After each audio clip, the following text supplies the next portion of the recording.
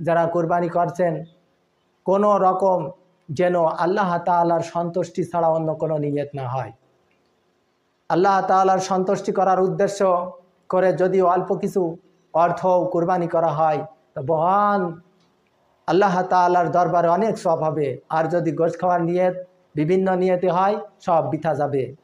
এজন্য প্রত্যেকেই কুরবানি করা আল্লাহ তাআলার হুকুম এবং আল্লাহর সন্তুষ্টি করার জন্যই যেন সে কুরবানি করা হয়, এই নিয়তে প্রত্যেকেই কুরবানি করবেন, যেন দুনিয়ার কোনো উদ্দেশ্য অর্জন হওয়ার নিয়তে নাই, একমাত্র আল্লাহর সন্তুষ্টি আখিরাতে সফল কাম হওয়ার জন্য।